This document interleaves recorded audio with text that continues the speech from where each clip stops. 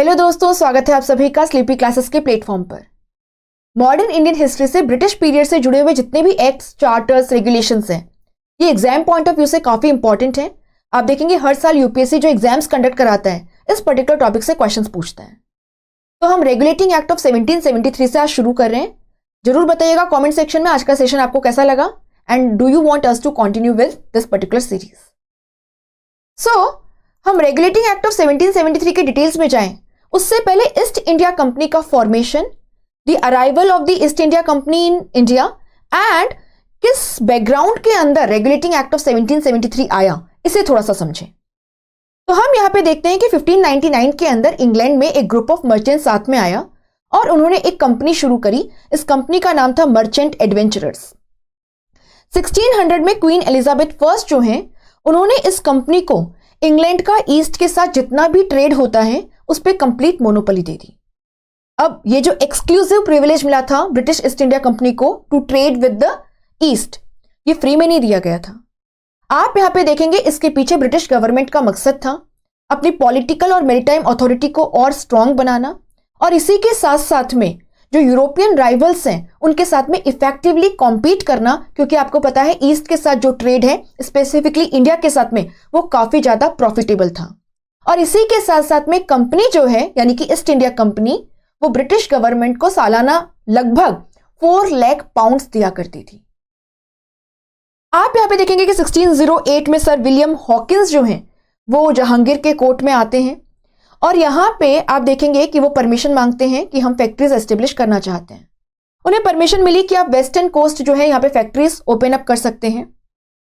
इसके बाद में हम यहां पे देखते हैं कि सर थॉमस रो जो है वो आए as an ambassador of the king of England James first to the court of Jahangir और इनके रिक्वेस्ट पे परमिशन मिल गई कि ईस्ट इंडिया कंपनी जो है वो थ्रू आउट मुगल टेरिटरीज अपनी फैक्ट्रीज को एस्टेब्लिश कर सकता है। 1623 आते आते आप देखते हैं कि सूरत, भरूच, अहमदाबाद, आगरा, मसूलीपट्टनम इन एरियाज में कंपनी अपनी फैक्ट्री बेसिकली ट्रेडिंग डिपोट जो है वो ओपन अप कर चुकी थी। हम यहां पे जो इंपॉर्टेंट डेवलपमेंट्स हैं आगे उसे देखते हैं। 1639 के अंदर कंपनी ने मद्रास को लीज पे ले लिया from the Maharaja of Chandragiri. यहां पे फोर्ट सेंट जॉर्ज बनाया और आप देखेंगे आगे चल के ये मद्रास प्रेसिडेंसी के रूप में डेवलप हुआ। 1668 में कंपनी ने इंग्लैंड के जो किंग है चार्ल्स सेकेंड उनसे बॉम्बे को रेंट पे ले लिया और सालाना 10 पाउंड्स के रेंट पे अब बॉम्बे जो है वो ईस्ट इंडिया कंपनी के कंट्रोल में था। और आप यहां पे देखेंगे कि इनफैक्ट चार्ल्स सेकेंड जो है उन्हें बॉम्बे डाउरी में मिला था because he had married the Portuguese princess. तो अब हम यहां पे क्या देख रहे हैं, अगर हम इंडिया का मैप ड्रॉ करें तो आप यहां पे देख रहे हैं कि मद्रास जो है वो साउथ में कंपनी का बेस बन गया, बॉम्बे जो है वो वेस्ट में कंपनी की एक्टिविटीज का बेस बन गया और आगे चल करके आप यहां पे देखेंगे कि 1698 आते आते मद्रास, बॉम्बे के अलावा अब इनको ईस्ट में भी बंगाल में भी एक बेस मिल गया था। इन्होंने क्या किया कि बंगाल का जो गवर्नर है अजीम उस शान, इससे सुल्तानती, कालीकट्टा और गोविंदपुर की जमींदारी ली। आगे चल के ये एरिया कैलकाटा के रूप में डेवलप हुआ और यहीं पे कंपनी ने फोर्ट विलियम जो है उसे कंस्ट्रक्ट किया और हम देखते हैं बंगाल प्रेसिडेंसी हमें देखने को मिलती है। इसके बाद में 1757 का बैटल ऑफ प्लासी काफी सिग्निफिकेंट है क्योंकि आप देखेंगे कि बैटल ऑफ प्लासी के बाद में ईस्ट इंडिया कंपनी जो है वो बंगाल की सीट पे पपेट नवाब्स को बिठाने लगी थी। इसी बीच में आपको ध्यान रखना है कि 1746 से 1748 के बीच में first Carnatic war battle of Saint Thome हुआ। 1749 के अंदर बैटल ऑफ अंबुर हुआ, the second Carnatic war.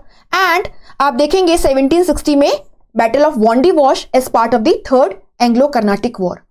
Basically यहां पे इंग्लिश जो है वो फ्रेंच के साथ में लड़ रहे थे to establish their dominance as far as the trade with India was concerned. And yes, the English were successful after the 3 Carnatic wars in eliminating the French threat. तो यहां पे तो ठीक है सब कुछ। उसके बाद में आप क्या देखेंगे 1764 में बैटल ऑफ बक्सर हुआ और यहां पे जो ट्रिपल अलायंस है, शाह आलम सेकेंड जो उस टाइम पे नाम मात्र के मुगल एम्परर थे, जो आपका अवध का नवाब है शुजाउद्दौला, एंड इसके अलावा आप यहां पे देखेंगे मीर कासिम बंगाल का भगोड़ा नवाब, ये एक साइड थे, ईस्ट इंडिया कंपनी दूसरी तरफ थी।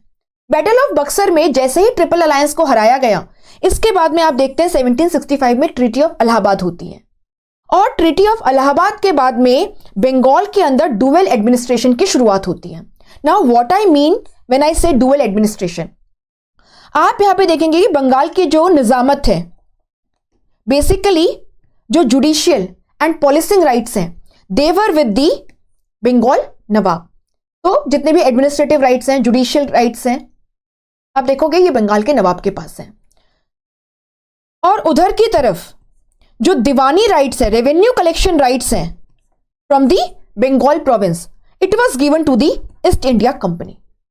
और आप देखोगे कि ये जो डुअल एडमिनिस्ट्रेशन है, जहां पे diwani rights East India Company के पास थे, यहां पे कंपनी ने लोगों से लिटरली रेवेन्यू एक्सट्रैक्ट किया without caring for the welfare of the farmers और the people. The people of Bengal were reduced to poppers.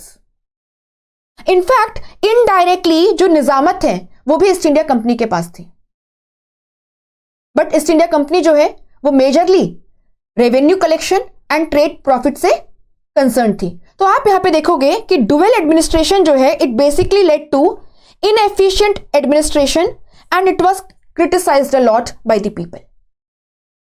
ये सिचुएशन है, बट अभी भी कंपनी जो है वो ब्रिटिश गवर्नमेंट को खुश रख रही है, सालाना उनको जो फीस है वो दे रही है, around 4 lakh pounds. But the situation worsened in 1768।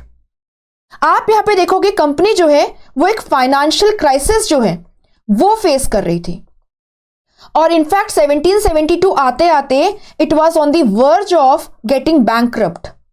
तो East India Company was facing bankruptcy. Why so? ये फाइनेंशियल क्राइसिस, बैंकक्रप्सी क्यों हुआ?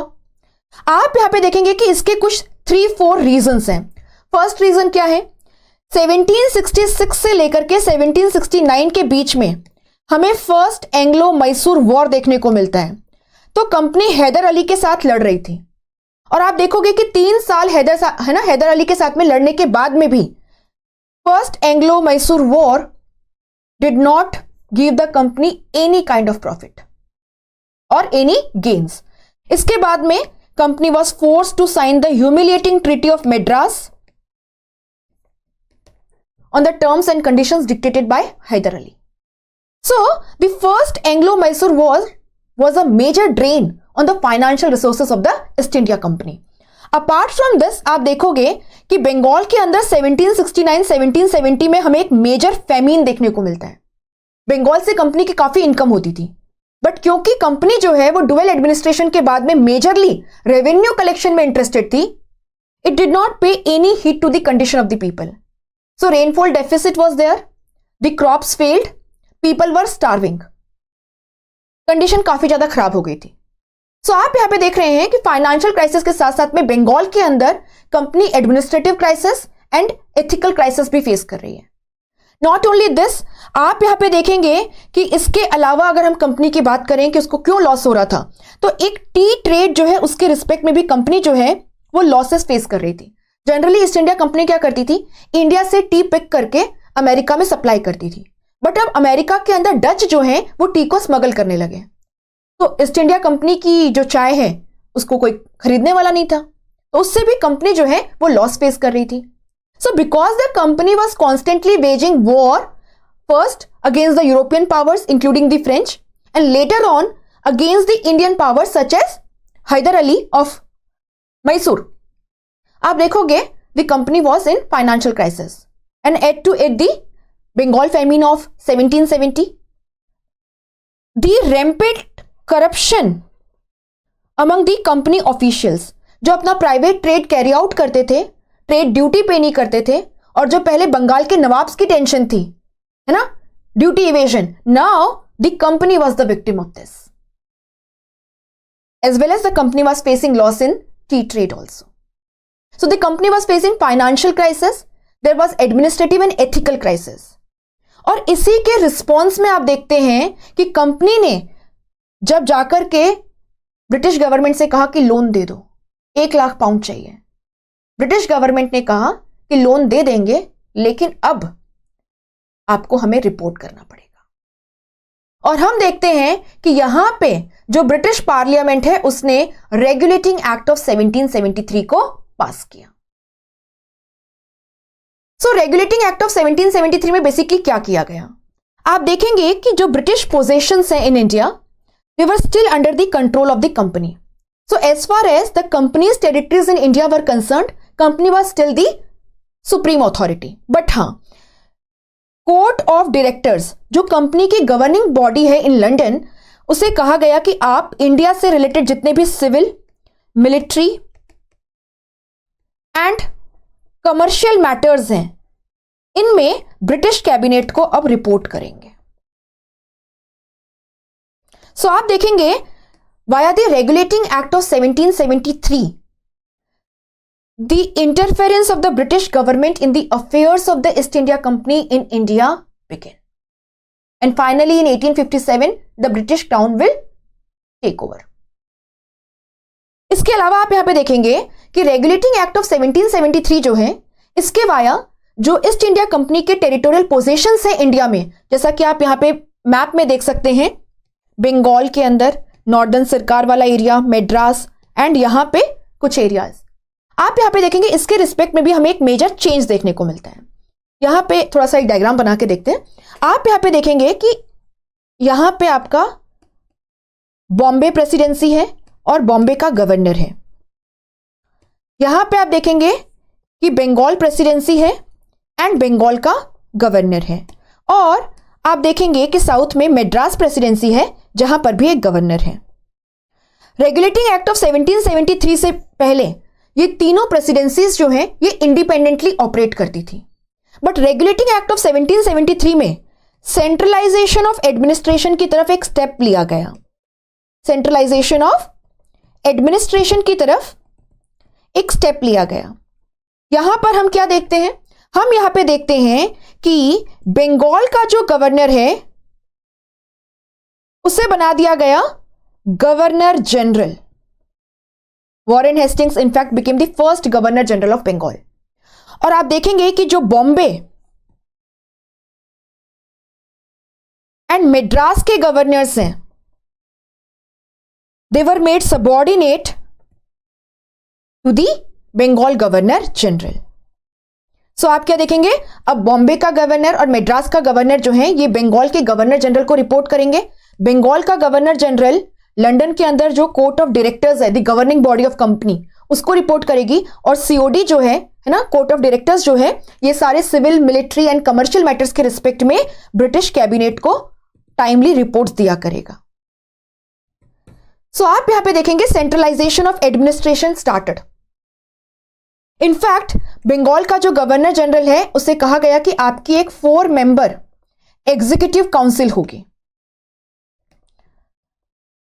और जो कंपनी के टेरिटोरियल पोजेशंस है इंडिया में, उनके रिस्पेक्ट में ये जो 4 मेंबर एग्जीक्यूटिव काउंसिल है along with the Bengal governor general, ये रूल्स, रेगुलेशंस, लॉज बना सकती है। बट यहां पे ये काम करेंगे मेजॉरिटी रूल के बेसिस पे। यानी कि अगर मान लीजिए कोई भी लेजिस्लेशन पास करवाना है तो बंगाल का जो गवर्नर जनरल है उसे आउट ऑफ 4 2 मेंबर्स का सपोर्ट चाहिए होगा। यानी बंगाल के गवर्नर जनरल की पोजीशन क्रिएट की गई है, but vis-a-vis the executive council members उसकी पोजीशन अभी इतनी स्ट्रांग नहीं है, ये ध्यान रखना है। इसके अलावा आप देखोगे कि जो बॉम्बे के गवर्नर हैं, मेड्रास के गवर्नर हैं, इनके पास भी एग्जीक्यूटिव काउंसिल जो है वो आपको देखने को मिलेगी। बट बॉम्बे के गवर्नर और उसकी जो एग्जीक्यूटिव काउंसिल है वो यहां पे जो लोकल एरिया है इसके लिए रूल्स रेगुलेशंस बना सकते थे, जो प्रोविंशियल एरिया है उसके लिए रूल्स रेगुलेशंस बना सकते थे। लेकिन बंगाल का गवर्नर जनरल जो है वो अपार्ट फ्रॉम बंगाल जितनी भी ब्रिटिश ईस्ट इंडिया कंपनी के टेरिटोरियल पोजीशंस हैं उनके लिए रूल्स रेगुलेशंस बना सकता था। तो आप यहां पे क्या देख रहे हैं, आप यहां पे देखेंगे एक via the Regulating Act of 1773, because the company was facing bankruptcy and it had gone to the British government for loan, the British government got a chance to address the financial, administrative and ethical crisis that the East India Company was facing in India. It marks the beginning of the interference of the East India, beginning of the interference of the British government in the affairs of the East India Company. Secondly, आप यहां पे क्या देखोगे? Now the company and its court of director was required to submit timely reports to the British cabinet with respect to the civil, military and commercial matters of the territorial possessions of East India Company in India. ये आपको ध्यान रखना है. दूसरा, जैसा कि हमने देखा, एडमिनिस्ट्रेशन के रिस्पेक्ट में it marks the beginning of centralisation of administration in British India.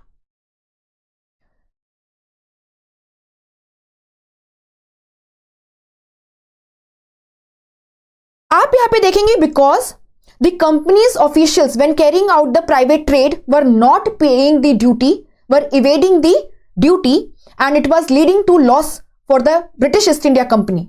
Now they were prohibited from engaging in private trade or accepting the bribes. This was an effort towards curbing corruption among the company officials. Dual administration in Bengal, जो कि treaty of Allahabad के via establish किया गया था, इसे काफी ज्यादा criticise किया जा रहा था because the people were suffering and the administration of Bengal was in ruins. तो आप यहां पे देखेंगे via the regulating act of 1773 the dual administration in Bengal came to an end and the administration of Bengal passed into the hands of the British East India Company directly now. साथ ही साथ में company को कहा गया कि अब आप अपने जो शेयर होल्डर्स हैं उन्हें केवल 6% डिविडेंड पे कर सकते हैं जब तक कि आप गवर्नमेंट से आपने जो लोन लिया है, बैंक ऑफ इंग्लैंड से आपने जो लोन लिया है, उसे रीपे नहीं कर देते. साथ ही साथ में कोर्ट ऑफ डायरेक्टर्स जो है कंपनी के, है ना, उनका जो टेन्योर है उसको भी 4 इयर्स तक रेस्ट्रिक्ट कर दिया गया. अपार्ट फ्रॉम दैट आप देखोगे कि via the regulating act of 1773 हमें एक मेजर जुडिशियल रिफॉर्म देखने को मिलता है with the establishment of the supreme court at fort William via the regulating act of 1773 in 1774. But यहां पे जो ये सुप्रीम कोर्ट एस्टेब्लिश किया गया है, आप देखोगे इसका जो जुरिस्डिक्शन है वो केवल ब्रिटिश सब्जेक्ट्स तक था, ना कि नेटिव्स तक. तो इंडियंस पे इसका जुरिस्डिक्शन लागू नहीं होता था. आप देखेंगे कि जो सुप्रीम कोर्ट एस्टेब्लिश किया गया था via the regulating act of 1773 at fort William, इसके अंदर आपको एक चीफ जस्टिस एंड 3 जजेस जो हैं वो देखने को मिलेंगे. सर एलिजा इम्फी जो हैं ये फर्स्ट चीफ जस्टिस बने. इनफैक्ट 1781 में सुप्रीम कोर्ट का जुरिस्डिक्शन जो है उसे मॉडिफाई किया गया और आप देखेंगे कि इसे कम कर दिया गया. कहा गया कि गवर्नर जनरल, काउंसिल और जो कंपनी के सर्वेंट्स हैं, they are exempted from the jurisdiction of the supreme court while they are discharging their duties. तो ये था रेगुलेटिंग एक्ट ऑफ 1773. इसका सिग्निफिकेंस क्या है आपको ध्यान रखना है. Regulating act of 1773 marks the beginning of interference of the British cabinet in the affairs of the East India company. And finally, the British Crown will take over the British possessions in India by the Government of India Act of 1858. आपको यहाँ पे ध्यान रखना है कि it marks the beginning of centralization of administration in India. The Governor of Bombay and Madras were reduced to a subordinate position as compared to the Governor General of Bengal.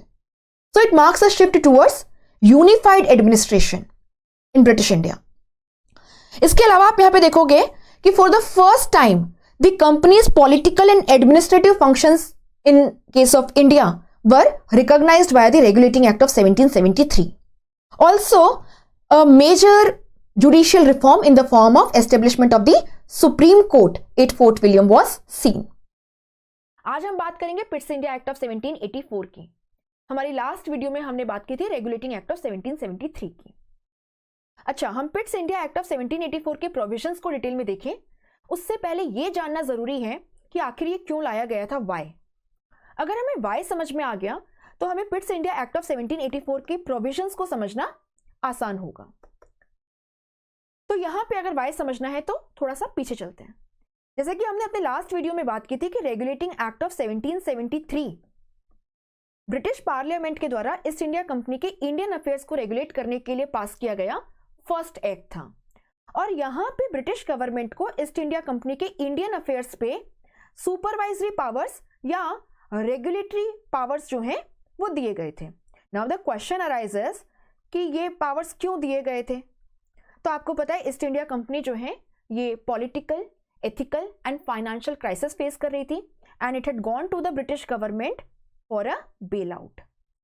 अब British government ने in return for bail out supervisory powers मांगे। उन्हें लग रहा था कि अगर हम इन्हें सुपरवाइज करें, इनकी एक्टिविटीज को रेगुलेट करें, तो ईस्ट इंडिया कंपनी की सिचुएशन को सुधारा जा सकता है। बट आप देखेंगे कि रेगुलेटिंग एक्ट ऑफ 1773 ने ब्रिटिश गवर्नमेंट को ईस्ट इंडिया कंपनी पर ये जो सुपरवाइजरी पावर्स दिए थे, they proved to be largely ineffective.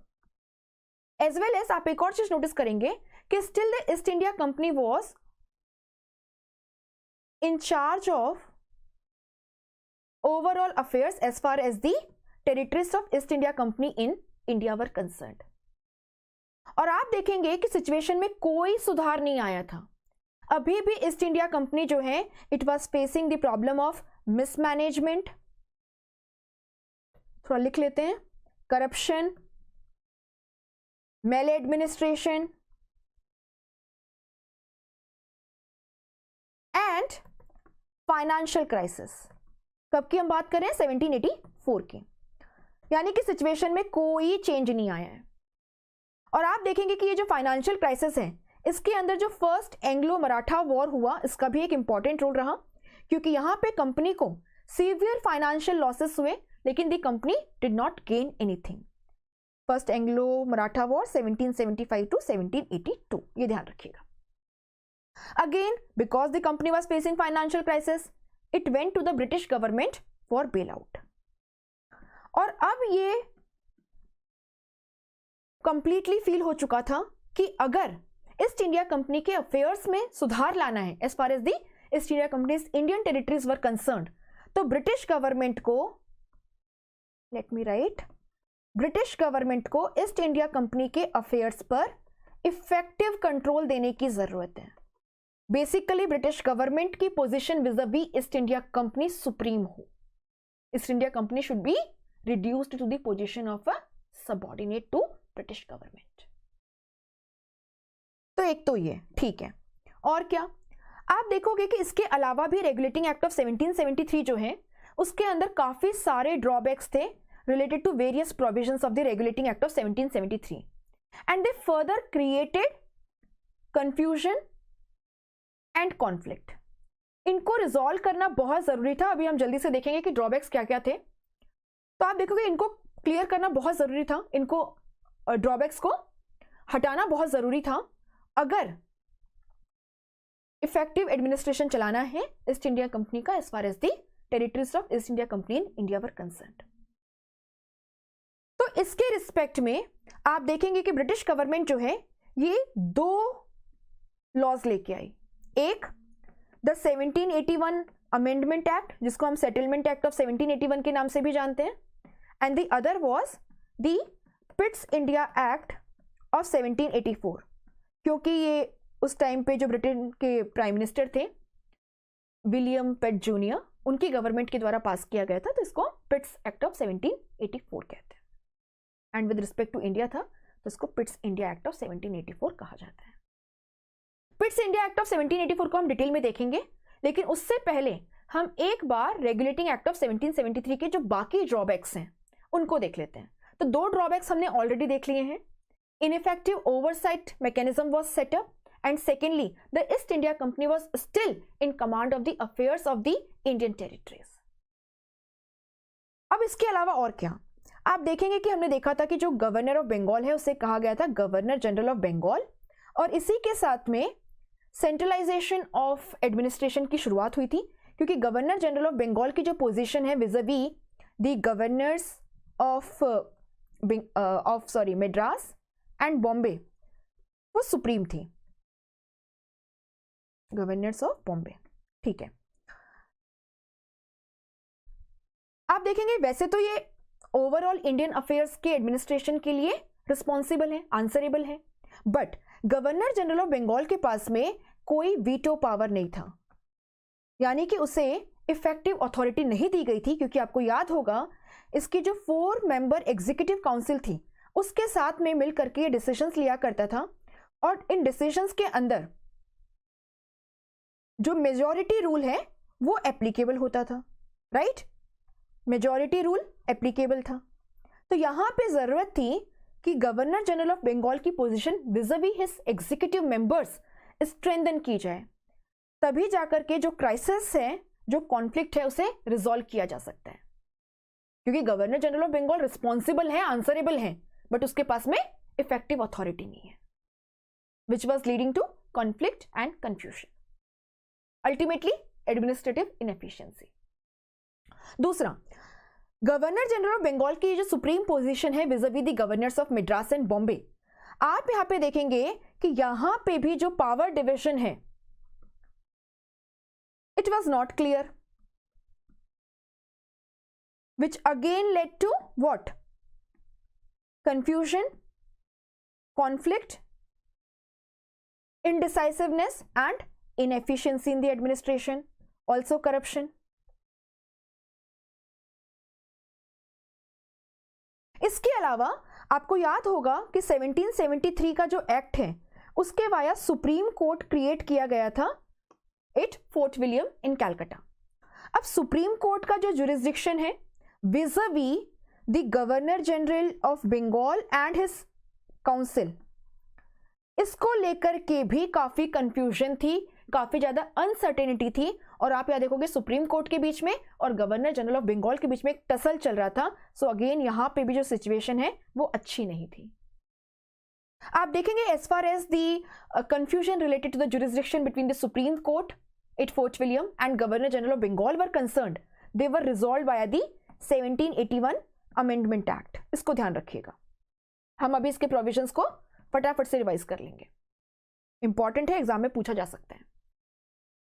बाकी के जो प्रॉब्लम्स हैं उनको रिजॉल्व करने के लिए आप क्या देखेंगे, 1784 का जो एक्ट है पिट्स इंडिया एक्ट, उसको लाया गया।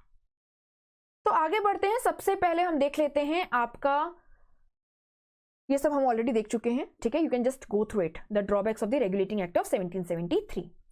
हम देखेंगे अमेंडमेंट एक्ट ऑफ 1781, या जिसको हम सेटलमेंट एक्ट ऑफ 1781 कहते हैं। तो ध्यान रखिएगा, इसको सेटलमेंट एक्ट ऑफ 1781 के नाम से भी जाना जाता है। तो यहां पे क्या किया गया, यहां पे कहा गया कि जो गवर्नर जनरल हैं, उनके एग्जीक्यूटिव काउंसिल के मेंबर्स हैं और ईस्ट इंडिया कंपनी के जो सर्वेंट्स हैं, as far as they are acting in their official capacity, they are exempted from the jurisdiction of the Supreme Court. Secondly, आप यहां पे क्या देखेंगे कि जहां तक रेवेन्यू मैटर्स कंसर्न्ड हैं, the Governor General of Bengal and the Executive Council will be taking the final call rather than the Supreme Court. साथ ही साथ में यह भी कहा गया कि सुप्रीम कोर्ट का जो ज्यूरिसडिक्शन है ये अब कैलकाटा के सारे लोगों पे लागू होगा, यानी कि नेटिव्स पे भी लागू होगा। बट ये भी कहा गया साथ साथ में कि जो डिफेंडर्स पर्सनल लॉ है उसको इंपॉर्टेंस दिया जाएगा, यानी हिंदूज को हिंदू लॉ के अंदर ट्राई किया जाएगा और मुस्लिम्स को मोहम्मदन लॉ के अंदर। इसके अलावा अमेंडमेंट एक्ट ऑफ 1781 में और क्या था, आप देखेंगे कि जो प्रोविंशियल कोर्ट्स हैं उनके ऊपर गवर्नर जनरल इन काउंसिल को सुप्रीम पावर दिए गए rather than the supreme court. So provincial courts से जो अपील थी वो गवर्नर जनरल इन काउंसिल सुनेगी rather than the supreme court. इसी के साथ साथ में अगर प्रोविंशियल कोर्ट्स एंड काउंसिल्स के रिस्पेक्ट में कोई भी रेगुलेशन बनाना है, ये पावर भी गवर्नर जनरल और काउंसिल को दिया गया। तो आपको ये क्लियर हो गया होगा कि अमेंडमेंट एक्ट ऑफ 1781 के वाया अगर हम supreme court vis-a-vis governor general of Bengal and his council देखें, इट बेसिकली फेवर्ड और was biased in favour of the governor general of Bengal and his council. ये ध्यान रखिएगा। So the jurisdiction of the Supreme Court at Fort William was curtailed as far as the Governor General, the servants of the company, the members of the Executive Council were acting in official capacity. The revenue matters, herein also the Governor General and his council were having the final say. Also with respect to the provincial councils and the provincial courts, the regulations were to be made by the Governor General in Council rather than the Supreme Court, and the appeals from the provincial councils will be heard by the Governor General in Council rather than the Supreme Court. ये ध्यान रखिएगा. चलो अब आगे बढ़ते हैं पिट्स India act of 1784 की तरफ. तो अभी तक आपको ये समझ आ चुका है कि पिट्स इंडिया एक्ट ऑफ 1784 को लाने का मकसद क्या था. रेगुलेटिंग एक्ट ऑफ 1773 के जो ड्रॉबैक्स हैं, जो शॉर्टकमिंग्स हैं, उनको एड्रेस करना, और साथ ही साथ में ईस्ट इंडिया कंपनी के ऊपर ब्रिटिश गवर्नमेंट को इफेक्टिव कंट्रोल प्रोवाइड करना, basically to reduce the East India Company to a subordinate position vis-a-vis the British government. और पिट्स इंडिया एक्ट ऑफ 1784 किसने पास किया था? तो आप देखेंगे कि ये ब्रिटिश पार्लियामेंट ने तब पास किया जब William Pitt the younger was the prime minister. क्या क्या प्रोविजंस हैं इसके?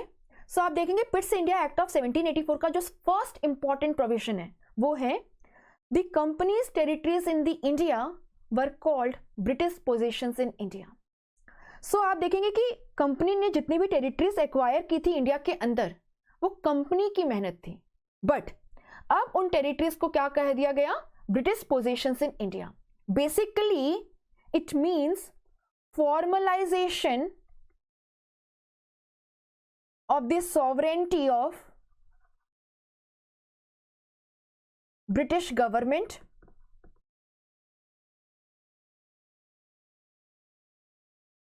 over the Indian territories. So है मेहनत कंपनी की, बट क्या कहा जा रहा है? British possessions in India. So for the first time the company's dominions in India were referred to as British possessions in India via the Pitt's India Act of 1784.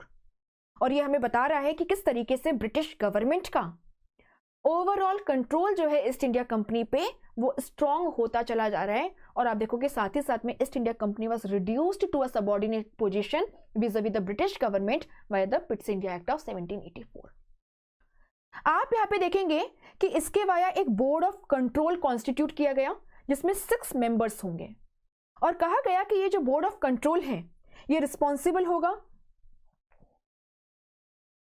सभी civil, military और revenue matters के मामले में as far as the Indian territories of the British are concerned. यानी basically जो आपके politico administrative affairs हैं उनके अंदर ये जो newly constituted board of control है, जो बेसिकली ब्रिटिश गवर्नमेंट का रिप्रेजेंटेटिव था and was based out of London, इसको अपर हैंड दे दिया गया. और साथ ही साथ में कंपनी के जो कोर्ट ऑफ डायरेक्टर्स हैं who were also present in London only, इनको कहा गया कि आप कमर्शियल मैटर्स जो हैं उनके अंदर फाइनल कॉल ले सकते हैं. And it marks the beginning of double government system और dual government system in case of India. आप मुझे कमेंट सेक्शन में बताइएगा कि via which act the double government system और the dual government system of the Pitt's India Act of 1784 came to an end. तो अब क्या है? कंपनी के रिस्पेक्ट में लंदन के अंदर अगर सेटअप आप देखें तो सबसे पहले आपको टॉप पर कौन मिलेगा? ब्रिटिश क्राउन है, उसके नीचे ब्रिटिश गवर्नमेंट है, और इधर की तरफ आप क्या देखोगे? बोर्ड ऑफ कंट्रोल है जो बेसिकली ब्रिटिश गवर्नमेंट को रिप्रेजेंट करता है. और इंडिया के रिस्पेक्ट में as far as the British possessions in India were concerned, आप देखोगे कि जितने भी पॉलिटिको एडमिनिस्ट्रेटिव मैटर्स हैं उनका ओवरऑल कंट्रोल जो है वो दे दिया गया बोर्ड ऑफ कंट्रोल को. तो सारे जो civil, military and revenue affairs हैं they were in the hands of the board of control ultimately. जहां तक कंपनी के director sitting at London concerned है, आप देखोगे कि जो कंपनी के डायरेक्टर्स हैं इनके हाथ में कमर्शियल मैटर्स थे. कहा गया कि आपका एक्सपर्टीज वहीं पे है तो आप वहीं पे इसको फॉलो करो. तो it led to the beginning of dual government system in case of India. काफी इनएफिशिएंट था, बात करेंगे इसकी नेक्स्ट लेक्चर के अंदर.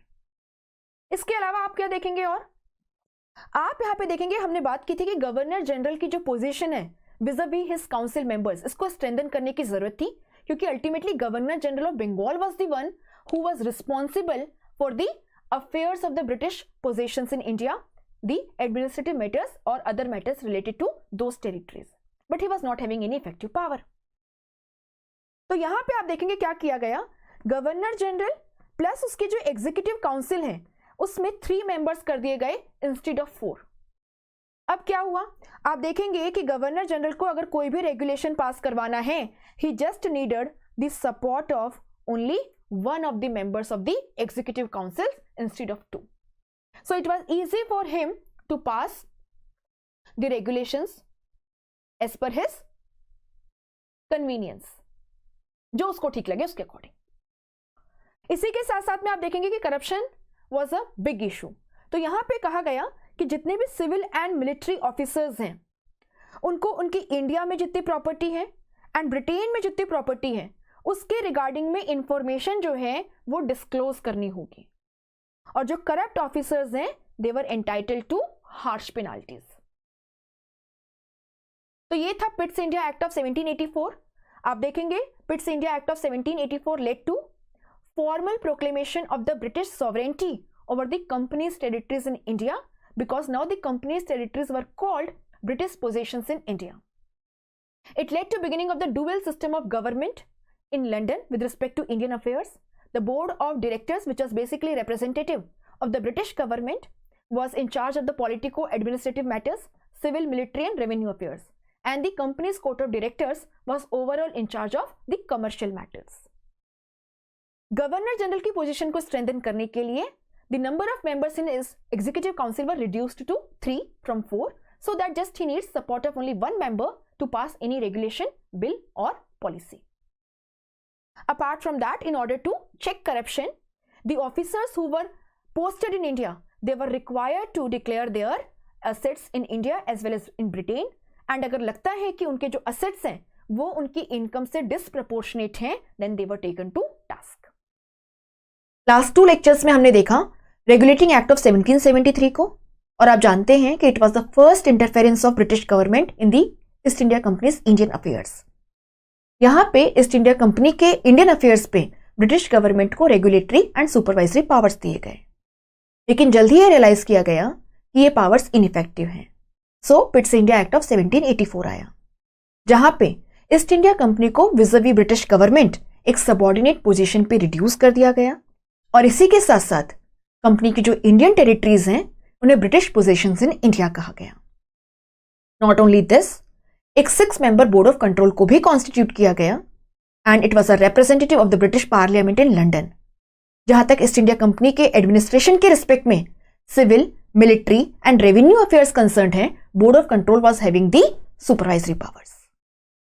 आज हम चार्टर एक्ट ऑफ 1813 को शुरू कर रहे हैं, और आप यहां देखेंगे कि हम चार्टर एक्ट ऑफ 1813 किस बैकग्राउंड में लाया गया है ना, अंडर व्हाट कंडीशंस, क्योंकि इससे हम इसके प्रोविजंस को बेटर अंडरस्टैंड कर पाएंगे, और प्रोविजंस का जो सिग्निफिकेंस या इंपैक्ट है हम उसको भी ब्रीफली कवर करेंगे। साथ ही साथ में एक प्रीवियस ईयर का क्वेश्चन है जो वीडियो के एंड में ऐड कर दिया गया है, तो जब हम एक बार हमारी वीडियो कंप्लीट हो जाती है, once we are done discussing the charter act of 1813, आप उस क्वेश्चन का आंसर कर सकते हैं। वीडियो पसंद आती है तो आपको पता है क्या करना है, लाइक करना है, शेयर करना है, चैनल सब्सक्राइब नहीं किया है तो सब्सक्राइब करके बेल आइकन को प्रेस करना है। And if you are really enjoying this series, you are learning a lot, do let me know in the comment section, it really motivates. कुछ फीडबैक है कि किस तरीके से इंप्रूवाइज कर सकते हैं तो आप वो भी बता सकते हैं। चलिए शुरू करते हैं। सो अगर हम चार्टर एक्ट ऑफ 1813 की बात करें, आप देखेंगे कि ये तब लाया गया जब ब्रिटेन और इंडिया दोनों के अंदर ही major socio political and economic changes देखने को मिल रहे थे। अगर हम इंडिया की बात करें तो आप यहां पे देखेंगे कि East India company was no longer merely a trading company, so it was not merely a trading company. East India company sufficient amount of territories को कंट्रोल कर रही थी, एंड ये इंडिया के अंदर एक मेजर पॉलिटिकल पावर बन चुकी थी। बट ईस्ट इंडिया कंपनी का जो इंडियन एडमिनिस्ट्रेशन है उसकी चीफ कैरेक्टरिस्टिक फीचर्स क्या थे, आप यहां पे देखेंगे maladministration, basically inefficiency and corruption. उसी के साथ साथ में ईस्ट इंडिया कंपनी का जो इंडियन एडमिनिस्ट्रेशन है it was basically insensitive towards Indians, and इसी के साथ साथ में exploitation was ongoing. So Britain के अंदर जो राइजिंग ह्यूमैनिटेरियनिज्म है ना, उसके तहत ईस्ट इंडिया कंपनी का ये जो एक्सप्लॉयटेशन चल रहा था इसको काफी ज्यादा क्रिटिसाइज किया जा रहा था। दूसरी तरफ अगर हम ब्रिटेन की कंडीशन की बात करें तो आप यहां पे देखेंगे 1720s 1730s के अंदर ब्रिटेन में इंडस्ट्रियल रिवॉल्यूशन की शुरुआत हुई थी। In fact Britain was the first country to undergo industrial revolution. और हम देखते हैं कि 1813s की जब हम बात कर रहे हैं तो इस टाइम पर इंडस्ट्रियल रिवॉल्यूशन ऑलमोस्ट अपने पीक पे था। दूसरी तरफ आप यहां पे एक और चीज नोटिस करेंगे, हमने अपने पिछले वीडियोस में डिस्कस किया था कि 1600 के अंदर क्वीन एलिजाबेथ वन जो हैं उन्होंने जहां तक ईस्ट के साथ ट्रेड कंसर्न्ड है उस पे ईस्ट इंडिया कंपनी को मोनोपोली दे दी थी, EIC को मोनोपोली दे दी थी। स्टार्टिंग में ये कुछ 15 ईयर्स की लिए थी, फिर 1609 में किंग जेम्स वन जो हैं उन्होंने इसको इंडेफिनिट पीरियड के लिए एक्सटेंड कर दिया जब तक कि कोई फर्दर चेंजेस नहीं किए जाते हैं। तो ईस्ट इंडिया कंपनी के ईस्ट के साथ तो मोनोपोली है, बट अभी भी जो बाकी मर्चेंट्स हैं दे वर हैप्पी। ऐसा क्यों? क्योंकि आप देखोगे कि ये यूरोप के साथ ब्रिटेन का जो ट्रेड है उसमें पार्टिसिपेट कर सकते थे। लेकिन हम देखते हैं 19th सेंचुरी की शुरुआत के अंदर सिचुएशन चेंज हो जाती है। अगर हम बात करें यहां पे तो आपको यहां पे देखने को मिलेगा कि यूरोप के अंदर post the French revolution rise of Napoleon Bonaparte, rise of Napoleon and Napoleon बहुत तेजी से मिलिट्री कैंपेन्स के वाया यूरोप में टेरिटरीज को एक्वायर कर रहा था और यूरोप में काफी सारी कंट्रीज जो हैं वो इसकी एलाई बन गई थी। अब ये एक और चीज नोटिस करनी होगी कि ब्रिटेन और फ्रांस दे वर ट्रेडिशनल राइवल्स। सो ये जो पोस्ट रिवोल्यूशनरी फ्रांस है और इसका जो राइज है इससे ब्रिटेन खुश नहीं था। So Britain was basically funding the anti Napoleon और एंटी फ्रांस अलायंसेस एंड कहीं ना कहीं ब्रिटेन जो है वो नेपोलियनिक वॉर्स के अंदर नेपोलियन के जो एनिमीज हैं उन्हें सपोर्ट कर रहा था। नेपोलियनिक वॉर्स 1803 से 1815 के बीच में। सो एक तो ब्रिटेन और फ्रांस एनिमीज हैं, दूसरा नेपोलियन बोनापार्ट का जो राइज है, फ्रांस का जो राइज है under Napoleon, it was becoming a threat for Britain. और ऐसे में जो नेपोलियनिक वॉर्स हैं जो 1803 से 1815 के बीच में हमें ब्रिटेन यूरोप में देखने को मिले between France and the other European powers, इनके अंदर ब्रिटेन जो एंटी नेपोलियनिक अलायंसेस हैं उनको सपोर्ट कर रहा था। तो अब नेपोलियन क्या करे? बैटल ऑफ ट्रफलगार के बाद में नेपोलियन को यह समझ आ गया था कि ब्रिटेन पे डायरेक्टली वो अटैक नहीं कर सकता, मिलिट्री अटैक नहीं कर सकता। बट हां, यहां पे नेपोलियन जो है आप देखेंगे he came up with the idea of continental system. Continental system क्या था? Continental system basically European continent में ब्रिटेन का जो ट्रेड होता है उसके लिए एक ब्लॉकेड था। So it was basically a trade blockade as far as the British trade with the continent of Europe was concerned. और यहां पे नेपोलियन ने अपने एलाइज जो हैं उन्हें वार्न किया और बाकी यूरोपियन पावर्स को भी कि आप ब्रिटेन के साथ कोई ट्रेड नहीं करेंगे। और कॉन्टिनेंटल सिस्टम जो कि बेसिकली एक ट्रेड ब्लॉकेड था, इसके वाया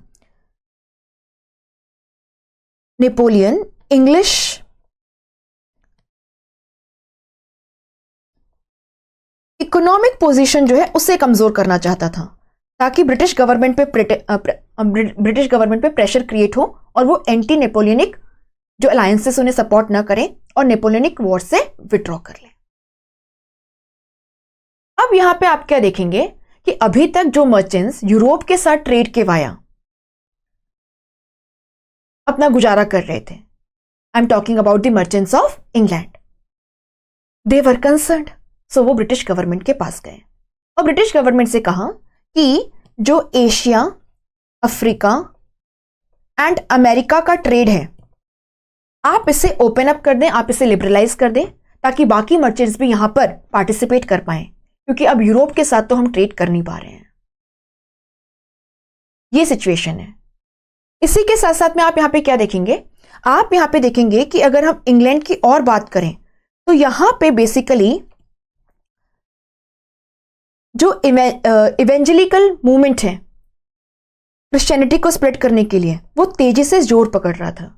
और इवेंजेलिकल मूवमेंट के चलते ब्रिटिश गवर्नमेंट पे प्रेशर क्रिएट किया जा रहा था कि जो इंडियन टेरिटरीज हैं आप उन्हें क्रिश्चियन मिशनरीज के लिए ओपन अप कर दें, ताकि यहां पे क्रिश्चियनिटी को हम स्प्रेड कर पाए। तो ये पूरी सिचुएशन है। तो first point to be noted is east India Company was not merely a trading company now, it was basically controlling sufficient amount of territories and it had become a political power in case of India. But east India company का जो administration है उसमें in general corruption, inefficiency, insensitivity towards Indians and exploitation बहुत clear था, जिसको कई सारे British parliamentarians criticise कर रहे थे। एंड ब्रिटेन के अंदर जो राइजिंग ह्यूमैनिटेरियनिज्म का ट्रेंड है वो भी क्रिटिसाइज कर रहा था। तो यहां पे रिफॉर्म्स की जरूरत थी, no doubt about that. Apart from that Britain के अंदर अगर हम देखें तो आप यहां पे देखेंगे कि इकोनॉमिकली अगर हम देखें तो ब्रिटिश गवर्नमेंट पे काफी प्रेशर है because of the continental system और continental blockade policy of Napoleon Bonaparte, जिसके वाया इंग्लैंड के मर्चेंट्स अब यूरोपियन कॉन्टिनेंट के साथ में ट्रेड नहीं कर पा रहे थे। और नेपोलियन ऐसा क्यों कर रहा था? क्योंकि नेपोलियन चाहता था कि ब्रिटेन के ऊपर अगर इकोनॉमिक प्रेशर क्रिएट कर पाएंगे तो ब्रिटेन नेपोलियनिक वॉर से विड्रॉ कर लेगा, which will strengthen the position of Napoleon and France in Europe, and also a challenge will be presented to the traditional rival of France, that is Britain. But अब British merchants जो हैं वो Indian trade में interested थे। तो ये पहुंच गए ब्रिटिश गवर्नमेंट के पास और उन्होंने कहा कि जो ईस्ट इंडिया कंपनी की मोनोपोली चली आ रही है 1600 से, आप उसे रिवोक करें। इंडिया के साथ जो ट्रेड है या अफ्रीका और अमेरिका के साथ ट्रेड है, आप इसे ओपन अप करें ताकि बाकी मर्चेंट्स भी इसके अंदर पार्टिसिपेट कर पाए। इसी के साथ साथ में इंग्लैंड के अंदर इवेंजेलिकल मूवमेंट के चलते क्रिश्चियनिटी को स्प्रेड करने का भी प्रेशर था और कहा गया कि इंडियन टेरिटरीज को ओपन अप करो क्रिश्चियन मिशनरीज के लिए, ताकि वहां पे हम कन्वर्जन एक्टिविटीज को ओपनली कैरी आउट कर पाए। और इसी के चलते आपका 1813 का जो चार्टर है वो हमको देखने को मिलता है। So background of charter act of 1813 हमने ऑलरेडी डिस्कस कर लिया है। आप वीडियो को पॉज करके पढ़ सकते हैं या हमारा टेलीग्राम चैनल ज्वाइन कर लो, वहां पे आपको पीडीएफ मिल जाएगी, तो डाउनलोड करके आराम से पढ़ लीजिएगा। चलिए चार्टर एक्ट ऑफ 1813 या जिसको ईस्ट इंडिया एक्ट ऑफ 1813 के नाम से जानते हैं, इसके प्रोविजंस को देखते हैं। तो आप यहां पे देखेंगे कि charter act of 1813 British parliament के द्वारा पास किया गया था, जहां पे कंपनी के चार्टर को रिन्यू कर दिया गया और कंपनी का इंडिया में जो रूल है उसे अनदर 20 ईयर्स के लिए एक्सटेंड कर दिया गया, यानी कि 1833 तक। इसी के साथ साथ में आप देखेंगे कि चार्टर एक्ट ऑफ 1813 के अंदर एक प्रोविजन था जहां पर ब्रिटिश क्राउन की सॉवरेंटी को एक अनडाउटेड मैनर के अंदर असर्ट किया गया as far as the company's territories in India were concerned. आप यहां पे और क्या देखेंगे? एक तो हम यहां पे देख रहे हैं कि किस तरीके से जहां पे रेगुलेटिंग एक्ट ऑफ 1773 में ब्रिटिश गवर्नमेंट को ईस्ट इंडिया कंपनी के अफेयर्स पे केवल एक सुपरवाइजरी पावर दिया गया था, फिर से इंडिया एक्ट ऑफ 1784 के वाया कंपनी को एक सबऑर्डिनेट पोजीशन पे रिड्यूस किया गया और कंपनी के टेरिटरीज को ब्रिटिश पोजीशंस इन इंडिया कहा गया। चार्टर एक्ट ऑफ 1813 के अंदर ब्रिटिश क्राउन की सॉवरेंटी को अनडाउटेड मैनर में असर्ट कर दिया गया है। तो this is the point to be noted. Secondly, आप यहां पे देखेंगे एंड ऑफ ट्रेड मोनोपोली। तो हम क्या देख रहे थे कि 1600 से जहां तक इंडिया के साथ इंग्लैंड का ट्रेड कंसर्न्ड है, ईस्ट इंडिया कंपनी की मोनोपोली थी। स्टार्टिंग में 15 ईयर्स के लिए दी गई थी क्वीन एलिजाबेथ फर्स्ट के द्वारा, और बाद में किंग जेम्स फर्स्ट जो हैं उन्होंने 1609 में इसको एक्सटेंड कर दिया टिल इनडेफिनेट पीरियड, एंड जब तक कि फर्दर मॉडिफिकेशंस नहीं किए जाते हैं। लेकिन अब नेपोलियन के कॉन्टिनेंटल सिस्टम के चलते इंग्लिश मर्चेंट्स ब्रिटिश गवर्नमेंट पे जो प्रेशर क्रिएट कर रहे थे, वहां के इंडस्ट्रियलिस्ट जो प्रेशर क्रिएट कर रहे थे, क्योंकि ऑब्वियस सी बात है कि अगर ज्यादा से ज्यादा मर्चेंट्स इंडिया के साथ जो ट्रेड है उसमें पार्टिसिपेट कर पाएंगे तो ये ब्रिटेन के जो कैपिटलिस्ट हैं, ब्रिटेन के अंदर जो इंडस्ट्रियलिस्ट हैं, उन्हें एक अपर हैंड दे देगा, क्योंकि उनके पास अब ऑप्शंस होंगे अपने सामान को इंडिया, अफ्रीका या अमेरिका में बेचने के लिए। तो इस प्रेशर के चलते क्या किया गया, जहां तक ईस्ट इंडिया कंपनी की मोनोपोली है उसको रेस्ट्रिक्ट कर दिया गया। अब आप देखेंगे ये monopoly East India Company enjoy करेगी as far as the trade in tea was concerned and trade with China was concerned. Rest other areas के अंदर हम क्या देखते हैं, ट्रेड लिबरलाइजेशन, यानी ब्रिटेन के जो बाकी मर्चेंट्स हैं जिनके पास लाइसेंस हैं वो भी अब इंडिया के साथ ट्रेड में पार्टिसिपेट कर पाएंगे। इसका इंपैक्ट क्या हुआ, आप देखोगे Indian markets were flooded with the cheap machine made British goods and it led to de-industrialization in India. Basically, it ruined the Indian industries, especially the textile sector. इसको note कीजिएगा, because हमारे जो handicraft product हैं वो Britain के cheap machine made goods से compete नहीं कर सकते थे। कुछ रिफॉर्म्स भी देखने को मिले, जैसे आप देखेंगे कि for the first time company की जो रिस्पॉन्सिबिलिटी है as far as the education in India is concerned, इसको चार्टर एक्ट ऑफ 1813 के वाया अंडरस्कोर किया गया। कहा गया कि कंपनी को एनुअली सालाना 1 लाख रुपीज साइड में रखने हैं और इन्हें खर्च करना है इंडिया के अंदर एजुकेशन, लिटरेचर, साइंटिफिक नॉलेज को प्रमोट करने के लिए और साथ ही साथ में लर्नेड इंडियन नेटिव्स जो हैं उन्हें एंकरेज करने के लिए। So it was for the first time that the principle of state principle of state responsibility for education was underscored. तो एक अच्छा रिफॉर्म है ये। इसके बाद में आप यहां पे क्या देखेंगे कि अभी तक जहां तक रिलीजियस मैटर कंसर्न है, ईस्ट इंडिया कंपनी एक न्यूट्रल स्टांस मेंटेन कर रही थी इंडियन एडमिनिस्ट्रेशन के अंदर। बट जैसे कि मैंने बताया, ब्रिटेन के अंदर इवेंजेलिकल मूवमेंट के चलते ब्रिटिश गवर्नमेंट पे प्रेशर था और अब कहा गया कि न केवल कंपनी की टेरिटरीज जो हैं इन पे ब्रिटिश क्राउन की अनडाउटेड सॉवरेंटी जो है वो एग्जिस्ट करती है, बल्कि कहा गया कि आप इन टेरिटरीज को ओपन अप कर दीजिए क्रिश्चियन मिशनरीज के लिए। ये क्रिश्चियन मिशनरीज जो हैं ये अब यहाँ पे एजुकेशन के लिए काम कर सकते थे, सोशल रिलीफ, सोशल वर्क कर सकते थे और इसी के साथ साथ में कन्वर्जन एक्टिविटीज को भी कैरी आउट कर सकते थे। So, the Charter Act of 1813 basically marks the end of neutral stance of East India Company as far as the religious matters were concerned. एक और मेजर रिफॉर्म यहां पे किया गया। कहा गया कि जो भी रेवेन्यू कलेक्ट होगा उसके लिए 2 अकाउंट्स मेंटेन होंगे। एक सेपरेट अकाउंट कंपनी के जो कमर्शियल ट्रांजैक्शंस हैं उनके लिए, और दूसरा जो अकाउंट है वो बेसिकली कंपनी के टेरिटरी से जो रेवेन्यू आता है उसके रिस्पेक्ट में। इसी के साथ साथ में जो सुप्रीम कोर्ट कॉन्स्टिट्यूट किया गया था रेगुलेटिंग एक्ट ऑफ 1773 के वाया, उसे जहां तक European British subjects in India concerned है उनके रिस्पेक्ट में और पावर्स भी दे दिए गए। तो यहां पे हम चार्टर एक्ट ऑफ 1813 के अंदर क्या नोट कर रहे हैं, एक, ईस्ट इंडिया कंपनी की position vis-a-vis British government and British crown कमजोर होती जा रही है इंडिया के अंदर। 1813 के चार्टर ने ब्रिटिश क्राउन की सॉवरेंटी को एक अनडाउटेड मैनर में असर्ट कर दिया है। एंड दो, कंपनी के रूल को नेक्स्ट 20 ईयर्स के लिए इंडिया में एक्सटेंड कर दिया गया। कंपनी के जो ट्रेडिंग राइट्स थे, जो मोनोपोली थी, जो प्रिविलेज था, उसको सीवियरली रेस्ट्रिक्ट कर दिया गया trade in T and trade with China तक। बट इसका एक जो नेगेटिव इंपैक्ट हमें देखने को मिलता है वो ये है कि इंडिया के अंदर जो इंडस्ट्रीज हैं, जो हैंडीक्राफ्ट इंडस्ट्रीज हैं, they were ruined because the Indian markets were flooded with the cheap machine made goods of Britain. Specially the textile sector was the worst affected. इसी के साथ साथ में आप क्या देखेंगे, आप यहां पे देखेंगे कि एजुकेशन के सेक्टर में रिफॉर्म देखने को मिला। For the first time the principle of state responsibility for education was अंडरस्कोर्ड।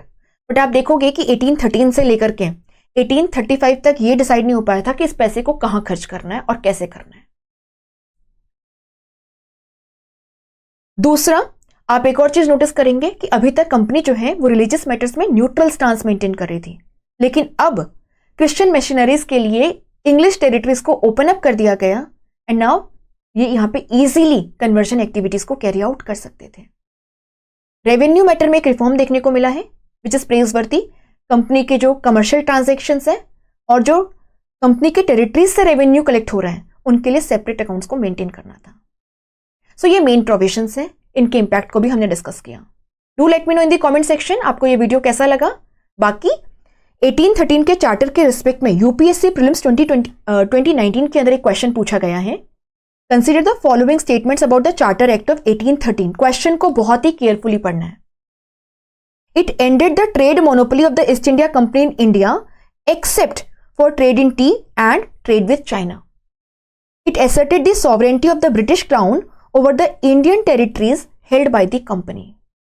The revenues of India were now controlled by the British Parliament. Which of the statements above is or are correct? आप answer comment section में बताएंगे। जो correct answer है वो आपको Monday को comment section में pin up मिल जाएगा। चार्टर एक्ट ऑफ 1833 को डिस्कस करते हैं। सबसे पहला पॉइंट जो आपको नोट करना है वो ये है कि इसे सेंट हेलिना एक्ट ऑफ 1833 भी कहते हैं। नाउ सेंट हेलिना एक छोटा सा आइलैंड है to the west of the African continent in the Atlantic ocean.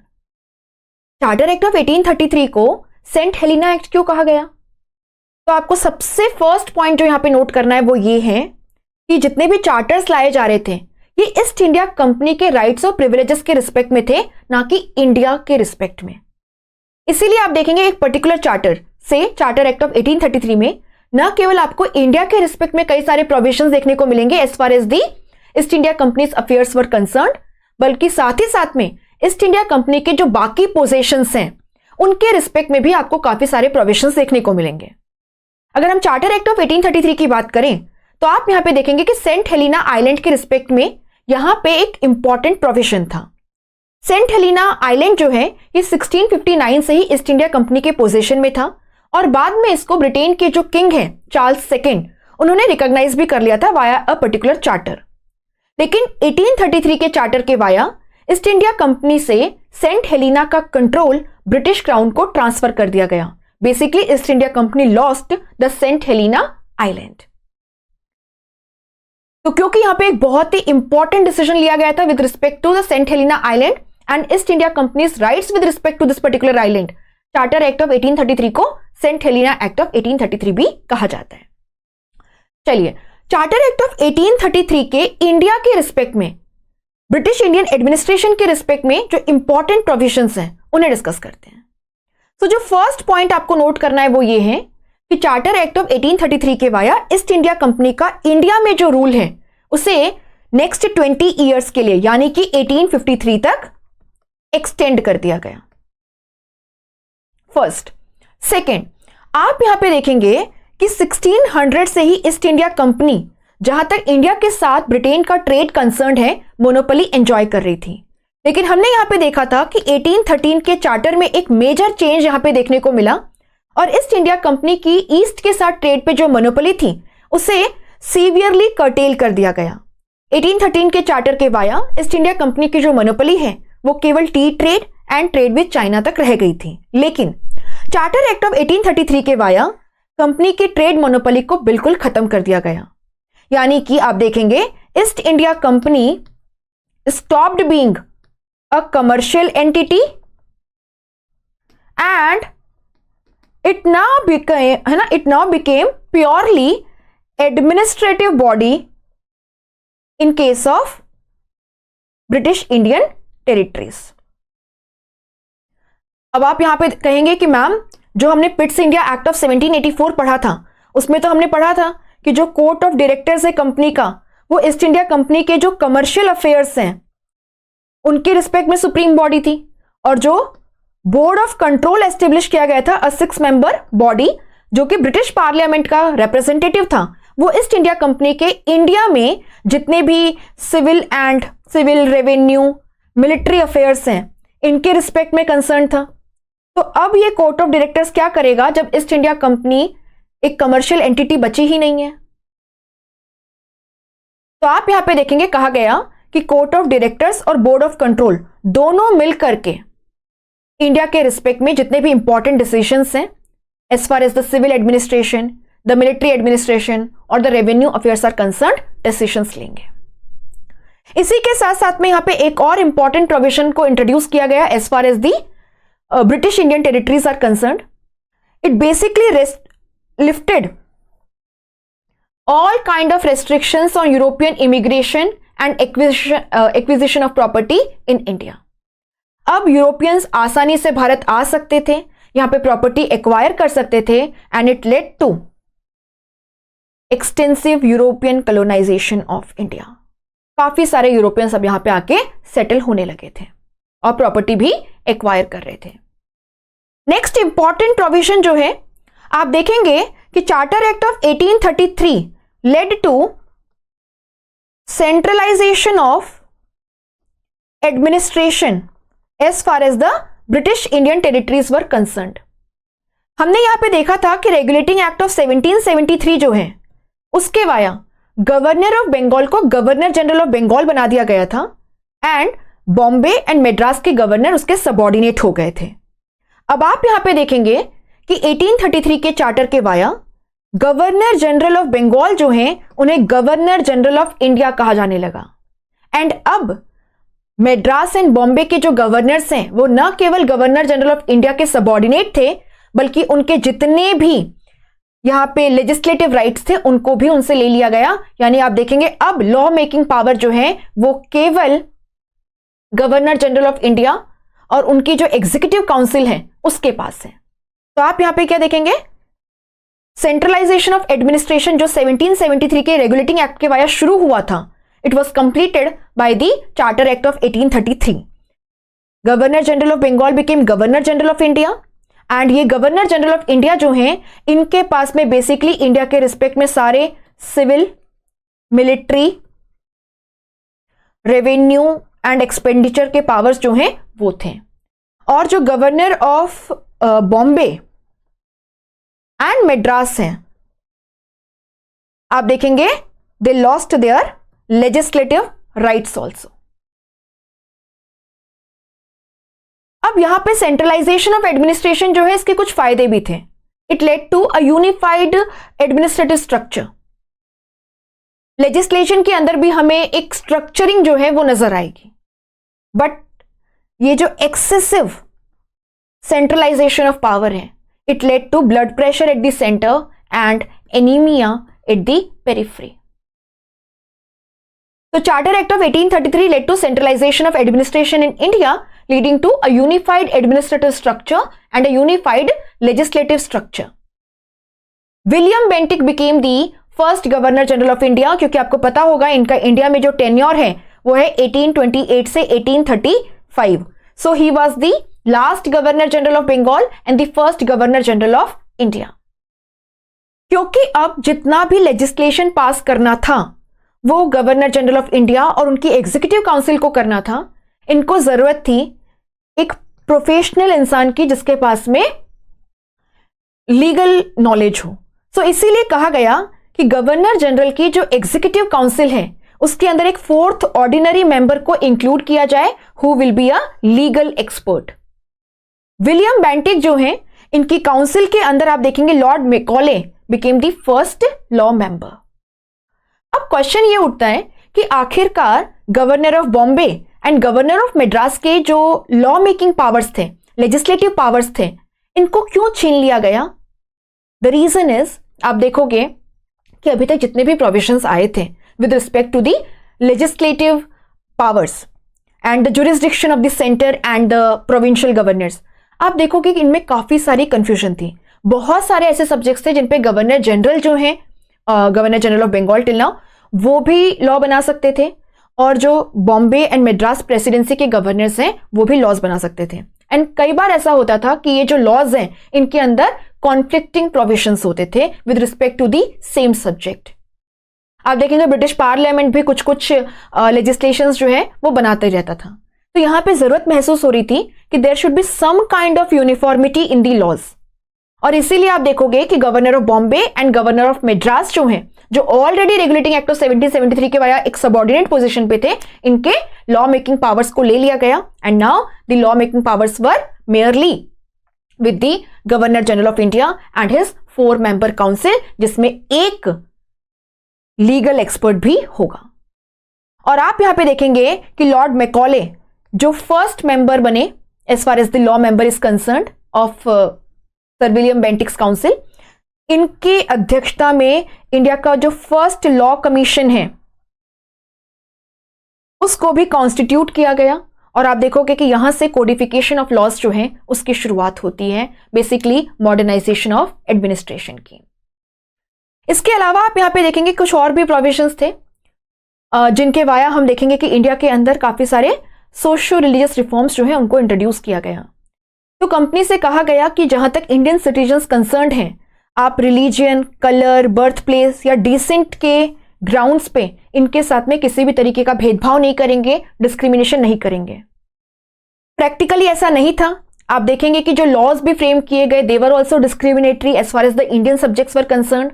But yes, ये जो प्रोविजन है it marks the beginning of political activism in India, क्योंकि अब इंडियंस को पता है कि इन बेसिक ग्राउंड्स पे केवल आप किसी के साथ में डिस्क्रिमिनेट नहीं कर सकते। इसी के साथ साथ में कहा गया कि आप कोशिश कीजिए कि धीरे धीरे जो स्लेव्स हैं उनकी कंडीशंस को इंप्रूव किया जाए एंड अल्टीमेटली इंडिया के अंदर जो स्लेवरी है उसे एबॉलिश कर दिया जाए। Finally slavery was abolished in India via a particular act in 1843। तो आप देखेंगे कि चार्टर एक्ट ऑफ 1833 के वाया हमें एक क्या देखने को मिल रहा है, company's rule in India was extended for 20 more years, that is till 1853. Secondly आप यहां पे क्या देखोगे, centralisation of administration as far as the British Indian territories were concerned was complete now. इसकी शुरुआत रेगुलेटिंग एक्ट ऑफ 1773 से हुई थी और 1833 आते आते ये कंप्लीट हो चुका था। Though it led to a unified administrative structure, a unified legislative structure, but आप देखेंगे इसकी अपनी दिक्कत है क्योंकि it led to over centralisation of power in the hands of the governor general of India and his executive council. इसके अलावा आप यहां पे क्या देख रहे हैं, आप यहां पे देखेंगे कि गवर्नर जनरल ऑफ इंडिया जो है और उनकी एग्जीक्यूटिव काउंसिल इंडिया के रिस्पेक्ट में जितने भी लॉज बनाएगी उन्हें अब ब्रिटिश पार्लियामेंट का अप्रूवल चाहिए था। यह पॉइंट बिल्कुल याद रखिएगा, क्योंकि अब ब्रिटिश पार्लियामेंट के अप्रूवल के बाद में ये लॉज फाइनली एक्ट बनते थे। तो अब यहां पे एक्ट टर्म यूज होने लगा। इससे पहले आप देखेंगे कि गवर्नर जनरल ऑफ बंगाल, उनकी एग्जीक्यूटिव काउंसिल जो लॉज बनाती थी उन्हें रेगुलेशंस कहा जाता था। तो यहां पे हमने ये भी देखा कि किस तरीके से 1833 से पहले गवर्नर जनरल ऑफ बंगाल और उनकी एग्जीक्यूटिव काउंसिल जो लॉज बनाती थी उन्हें हम रेगुलेशंस के नाम से जानते हैं। लेकिन क्योंकि 1833 के बाद में यहां पे ब्रिटिश पार्लियामेंट का जो अप्रूवल है वो एक एसेंशियल स्टेप हो गया था, तो अब इन्हें एक्ट कहा जाने लगा। तो 1833 के बाद में गवर्नर जनरल ऑफ इंडिया और उनकी एग्जीक्यूटिव काउंसिल जितने भी लॉज पास करेगी वो ब्रिटिश पार्लियामेंट के अप्रूवल के बाद ही पास होंगे। इससे जो ब्रिटेन के पार्लियामेंटेरियंस हैं, ब्रिटिश गवर्नमेंट जो है उसको भी पता रहेगा कि यहाँ पे क्या रूल्स रेगुलेशंस पास किए जा रहे हैं, और आप देखेंगे इन्हें एक्ट कहा जाने लगा। तो इन चीजों का थोड़ा सा यहां पे ध्यान रखिएगा। And yes, one major outcome was it led to end of the company's monopoly as far as the trade was concerned. जो 1600 से कंपनी प्रिविलेज एंजॉय करती आई थी, 1833 के चार्टर ने उसे द एंड कर दिया। The company stopped being a commercial entity in India and it became a purely administrative body. Charter act of 1853 की अगर हम बात करें तो आप देखोगे कि ब्रिटिश पार्लियामेंट के द्वारा ईस्ट इंडिया कंपनी के इंडियन अफेयर्स के रिस्पेक्ट में जितने भी चार्टर्स लाए गए उसमें ये लास्ट था। ऐसा क्यों? क्योंकि आप यहां पे देखेंगे इसके बाद में 1857 का रिवोल्ट हुआ and then the company's rule in India came to an end because the British crown directly took over the possession of British Indian territories and India officially became the colony of Britain. तो start करते हैं charter act of 1853 को। And yes, अगर आपको ये particular series पसंद आ रही है, do not forget to hit the like button, share the video with your friends, and अगर आपने स्लीपी क्लासेस को सब्सक्राइब नहीं किया है तो सब्सक्राइब करके बेल आइकन प्रेस कर दीजिए। Be a part of our YouTube family and आपको हर क्लास का नोटिफिकेशन भी आ जाएगा। अपार्ट फ्रॉम दैट, सीरीज पसंद आ रही है तो do let me know in the comment section. कोई और सजेशन है, किसी पर्टिकुलर थीम पे सीरीज शुरू करना चाहते हो, आप वो भी बता सकते हो। बस पढ़ते रहिए। तो चार्टर एक्ट ऑफ 1853 का बैकग्राउंड जो है वो देखते हैं। चार्टर एक्ट ऑफ 1853 के प्रोविजंस को समझने से पहले आपको यहां पे चार्टर एक्ट ऑफ 1833 जो है उसके कुछ प्रोविजंस को रिकॉल करना होगा। तो हमने देखा था कि चार्टर एक्ट ऑफ 1833 के वाया ईस्ट इंडिया कंपनी की जो ट्रेड मोनोपोली चली आ रही थी as far as the trade of Britain with east is concerned, 1600 से ये ट्रेड मोनोपोली थी, it came to an and.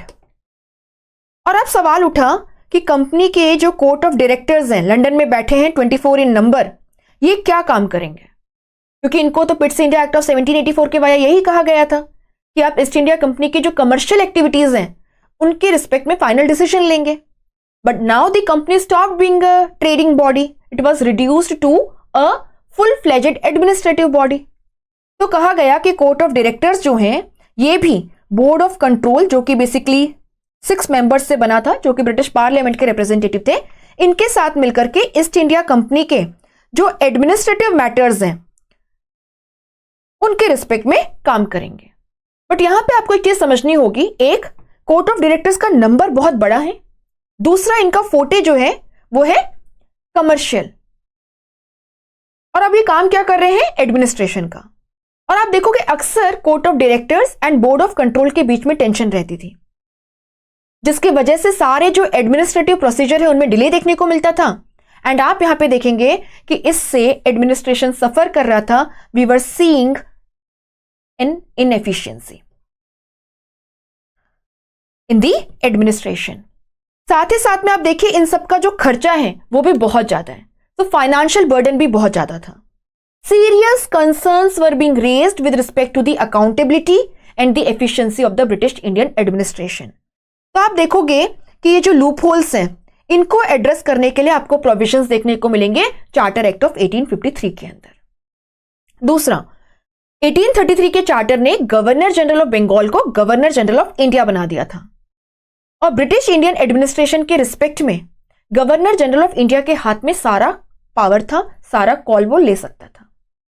तो आप यहां पे देखेंगे जहां पे governor general of India entire India, whole India के एडमिनिस्ट्रेशन के लिए रिस्पॉन्सिबल थे, वहीं पे वो गवर्नर ऑफ बंगाल भी थे।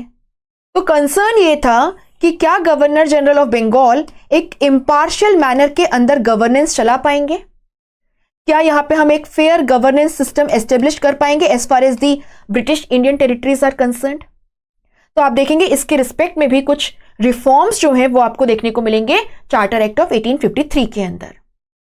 Next, there was a growing call for decentralisation of power. आप यहां पे देखेंगे कि गवर्नर जनरल ऑफ इंडिया और उनकी जो एग्जीक्यूटिव काउंसिल है उसके पास में बहुत सारा पावर था, basically the entire power was concentrated here. तो कहा गया कि यहां पे बहुत जरूरत है कि एक आप थोड़ा सा जो प्रोविंशियल गवर्नमेंट्स हैं, जो लोकल गवर्नमेंट्स हैं, उनको भी एक से दें, और साथ ही साथ में एग्जीक्यूटिव एंड जो लेजिस्लेटिव फंक्शंस हैं इनको थोड़ा डिफ्रेंशिएट करें, एक सेपरेट लेजिस्लेचर हो, बेसिकली सेपरेशन ऑफ पावर का जो प्रिंसिपल है उसे आप यहां पे इंप्लीमेंट करें, because power corrupts, absolute power corrupts absolutely. इसी के साथ साथ में आप देखोगे काफी सारे इंडियन पॉलिटिकल ऑर्गेनाइजेशंस भी एक्टिव थे, for example the British Indian association, और ये लोग डिमांड कर रहे थे कि जहां तक इंडियन गवर्नेंस सिस्टम कंसर्न्ड है, इंडियंस को यहां पे रिप्रेजेंटेशन दिया जाए, इंडियंस को यहां पे से दी जाए, पार्टिसिपेशन के लिए अपॉर्चुनिटीज जो हैं वो क्रिएट की जाए। तो यहां पे ये जो इंडियंस की डिमांड है इसको मीट करने की भी कोशिश की जाएगी। आप इंडियन सिविल सर्विसेज में रिक्रूटमेंट का जो प्रोसेस है उसमें कुछ रिफॉर्म्स देखेंगे। Now the next concern was British Indian territories का सिग्निफिकेंट एक्सपांशन हो चुका था। 1833 के बाद आप देखोगे 1843 में सिंध को अनेक्स किया गया and it was included in the British Indian territories, and 1848-49 में सेकेंड एंग्लो सिख वॉर के बाद में आप देखोगे पंजाब वाज एनेक्स्ड। अब यहां पे कुछ न्यू गवर्नेंस चैलेंजेस देखने को मिल रहे थे, इनको भी एड्रेस किया जाना था। तो आप देखोगे कि चार्टर एक्ट ऑफ 1853 के अंदर बेसिकली ये सारे जो कंसर्न्स थे उन्हें एड्रेस करने की कोशिश की गई है। चलिए अब प्रोविजंस देखते हैं और उसी के साथ साथ में उनका जो सिग्निफिकेंस है, इंप्लीकेशन है, मेरिट, डिमेरिट या लिमिटेशन है, उसको भी डिस्कस करते हैं। So the first most important provision as far as Charter Act of 1853 is concerned is, इसके द्वारा कंपनी का इंडिया में जो रूल है उसे इनडेफिनेट पीरियड के लिए एक्सटेंड कर दिया गया। कहा गया कि the company will continue to rule the Indian possessions on behalf of the British crown until the parliament provides otherwise. यहां पे आप क्या देख रहे हो, यहां पे कोई स्पेसिफिक टाइम पीरियड जो है उसको मेंशन नहीं किया गया है कि कंपनी का इंडिया में जो रूल है या इंडिया के रेवेन्यूज पे कंपनी के जो राइट्स हैं वो कितने पीरियड के लिए हैं। सो आप यहां पे क्या देख रहे हैं, no specific time period was mentioned. इसका मतलब क्या हुआ, ईस्ट इंडिया कंपनी का इंडिया में जो रूल है उसे कभी भी टर्मिनेट किया जा सकता है। इससे पहले आप देखिए चार्टर एक्ट ऑफ 1813 के अंदर या 33 के अंदर companies rule in India was extended for a definite time period of 20 years, but यहां पे कोई स्पेसिफिक टाइम पीरियड मेंशन नहीं है, इनडेफिनेट पीरियड के लिए एक्सटेंड किया गया है। कहा गया कि the company is basically holding the British Indian territories on behalf of the British crown, और पार्लियामेंट चाहे तो उसको चेंज कर सकता है कभी भी। तो आप यहां पे देखेंगे growing influence of the British government and British crown in Indian administration and the decreasing influence of East India company in the Indian affairs. इसके अलावा दो और प्रोविजंस हैं जो अभी मैंने बात बोली उसको साबित कर देंगे। आप यहां पे देखेंगे कहा गया कि जो कोर्ट ऑफ डायरेक्टर्स हैं दे आर 24 इन नंबर। इतने लोगों की जरूरत नहीं है, इसको रिड्यूस कर दो 18, और इन 18 में से भी जो 6 मेंबर्स हैं उन्हें ब्रिटिश क्राउन अपॉइंट करेगा। यानी आप क्या देखेंगे यहां पर, आप यहां पे देखेंगे अब बेसिकली 12 जो हैं वो कंपनी है ना, 12 मेंबर्स जो हैं in the court of directors ये डायरेक्टली कंपनी के नॉमिनीज होंगे, 6 जो हैं वो ब्रिटिश क्राउन के, एंड आपको पता है बोर्ड ऑफ कंट्रोल के अंदर भी 6 मेंबर्स हैं who were representative of British parliament. तो अब बराबर कर दिया गया 12-12। It shows was what, the decreasing influence of East India company in Indian affairs and the increasing influence or control of the British government as far as the Indian administration is concerned. एक और चीज कहा गया कि जो board of control है वो Indian administration के लिए कॉन्स्टिट्यूट किया गया था। तो बोर्ड ऑफ कंट्रोल इनको असिस्ट करने के लिए जितने भी सेक्रेटरीज हैं और ऑफिशियल्स हैं इनकी पेमेंट ईस्ट इंडिया कंपनी पे करेगी, ब्रिटिश गवर्नमेंट जो है वो यहां पे इनको पेमेंट नहीं देगी। तो ये पॉइंटर्स जो हैं ये आपको ध्यान रखने। नेक्स्ट, हमने आपसे कहा था there was a concern with respect to the governor general's dual role as governor general of India and the governor of Bengal. तो 1853 के चार्टर ने इसको एड्रेस करना चाहा और कहा गया कि जहां तक बंगाल प्रेसिडेंसी कंसर्न्ड है हम इसके लिए एक सेपरेट गवर्नर को अपॉइंट करेंगे। अब गवर्नर जनरल ऑफ इंडिया जो है वो केवल एंटायर इंडिया का जो एडमिनिस्ट्रेशन है उसके लिए रिस्पॉन्सिबल है, बंगाल के एडमिनिस्ट्रेशन के रिस्पेक्ट में उनकी कोई स्पेशल ड्यूटी एज सच नहीं है। इससे क्या होगा, इससे आप देखेंगे कि जो गवर्नर जनरल ऑफ इंडिया हैं वो एक इम्पार्शियल तरीके से फेयर एंड जस्ट मैनर में एडमिनिस्ट्रेशन को रन कर पाएंगे, सारे जो प्रोविंसेस हैं प्रेसिडेंसीज हैं उनको एट पार रखते हुए। तो ये भी एक इंपॉर्टेंट पॉइंटर है। नेक्स्ट, हमने आपसे कहा था कि there was a growing call for decentralisation of power. तो आप यहां पे देखेंगे कि कहा गया कि जो गवर्नर जनरल ऑफ इंडिया और उनकी एग्जीक्यूटिव काउंसिल अभी तक लेजिस्लेचर का काम भी करती आई थी, इसको आप सेपरेट करो। क्या कहा गया कि लेजिस्लेशन जो है it is a separate function of the government. So for the first time it was recognised that legislation is a separate function of government, और इसके लिए एक स्पेशल बॉडी लेजिस्लेचर जो है उसकी रिक्वायरमेंट है। तो इस लेजिस्लेचर के लिए क्या किया जाए, कहा गया कि गवर्नर जनरल ऑफ इंडिया और उनकी जो एग्जीक्यूटिव काउंसिल है जो बेसिकली 4 मेंबर्स से बनी हुई थी, इसके अंदर आप 6 एडिशनल मेंबर्स को नॉमिनेट कर दीजिए। इन 6 मेंबर्स में से भी जो 4 मेंबर्स होंगे ये basically Bengal, Bombay, Madras and north western provinces के रिप्रेजेंटेटिव होंगे, यानी प्रोविंसेस को भी सेंटर लेवल पे जो लेजिस्लेशंस पास किए जाएंगे, जो रूल्स रेगुलेशंस एक्ट्स बनाए जाएंगे, उनके अंदर उनका भी एक से होगा, उनकी भी एक वॉइस होगी. So first, legislation was regarded as the separate function of the government. A separate legislature was created by expanding the Governor General's Executive Council. इस expanded council में 6 additional members हैं, जिनमें से 4 members provinces के representative हैं. So for the first time, the provinces were given representation at this center. इसी के साथ साथ में आप यहाँ पे क्या देखेंगे, आप देखोगे अब कौन कौन है मेंबर लेजिस्लेचर का. Governor general, commander in chief.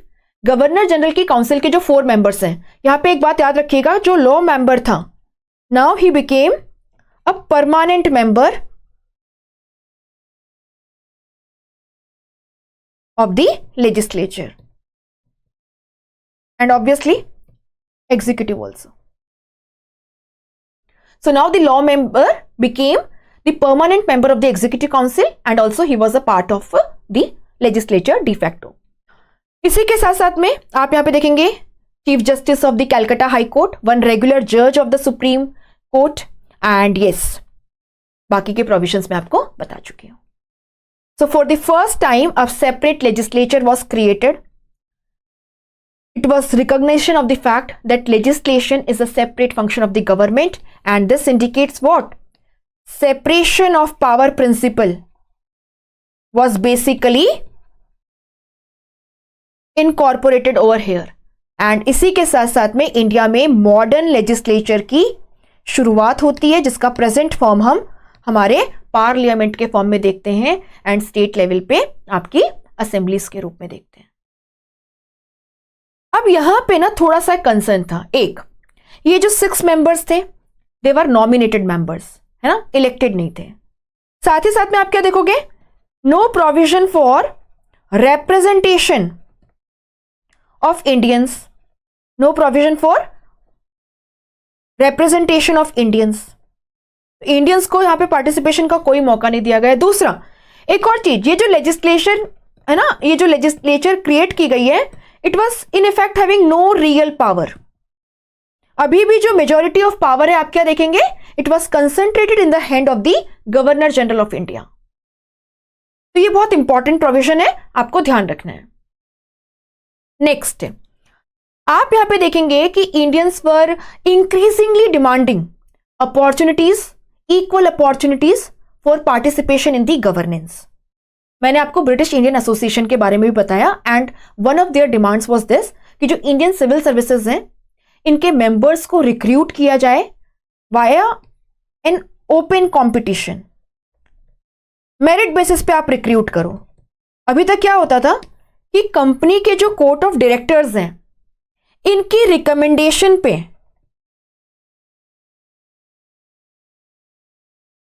Indian civil services के मेंबर्स को हायर किया जाता था.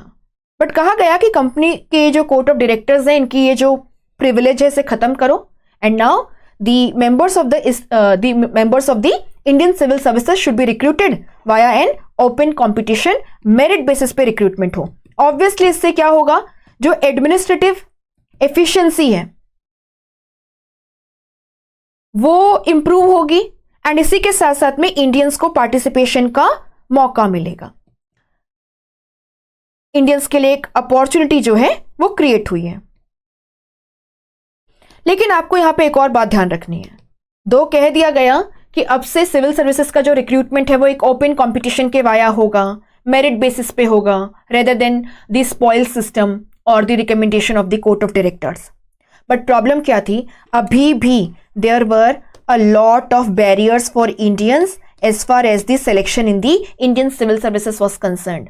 ये एग्जाम जो है ये लंदन के अंदर होती थी.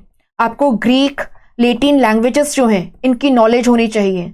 आपके पास में इतने रिसोर्सेज होने चाहिए कि आप लंदन जा पाएं, ग्रीक लैटिन लैंग्वेजेस आपको आती हों और इसी के साथ साथ में आपके वहां का जो क्लाइमेट है उसको बर्दाश्त कर पाए, आपको हॉर्स राइडिंग वगैरह आती हो. सो it was basically for the elite class of India only. आप मुझे कमेंट सेक्शन में बताना वो कौन फर्स्ट इंडियन थे जो इंडियन सिविल सर्विसेज के अंदर फर्स्ट टाइम सेलेक्ट हुए? So who was the first Indian to be recruited to the Indian Civil Services? Do let me know his name and the year of his selection in the comment section. इसके अलावा जैसे कि हमने बात किया कि British Indian territories का significant expansion हो चुका था with the addition of Sindh and Punjab. आप यहां देख सकते हैं कि 1857 के अंदर ये जो पूरा पिंक शेडेड पोर्शन है, this was the area in direct control of East India company. और यहाँ पे काफी सारे गवर्नेंस चैलेंजेस थे कि जो न्यू टेरिटरीज को हम ब्रिटिश इंडियन टेरिटरीज में मर्ज कर रहे हैं, तो इनका गवर्नेंस किस तरीके से चलाया जाए. तो यहाँ पे आप क्या देखोगे कि जो कोर्ट ऑफ डायरेक्टर्स हैं उनको ये पावर्स दिए गए, ये प्रिविलेज दिया गया कि वो चाहें तो कोई नई प्रेसिडेंसी या प्रोविंस जो उसे क्रिएट कर सकते हैं. और इसी के साथ साथ में ये जो प्रोविंसेस है यहाँ पे लेफ्टिनेंट गवर्नर जो है इन्हें अपॉइंट कर सकते हैं. फॉर एग्जाम्पल 1849 में पंजाब का एनेक्सेशन हुआ था. इसके बाद में आप देखोगे 1859 में पंजाब के लेफ्टिनेंट गवर्नर को अपॉइंट किया गया. इसी के साथ में जहां पे ये राइट दिया गया था, ये प्रिविलेज दिया गया था कोर्ट ऑफ डायरेक्टर्स को कि आप कोई नई प्रेसिडेंसी या प्रोविंस क्रिएट कर सकते हो as far as the administrative requirement is there. इससे अगर हम एफिशिएंटली एडमिनिस्ट्रेशन को चला पाए, तो इसी लाइन पे आप देखोगे असम, बर्मा और सेंट्रल प्रोविंसेस जो हैं इनको भी क्रिएट किया गया. So that's all as far as the Charter Act of 1853 is concerned.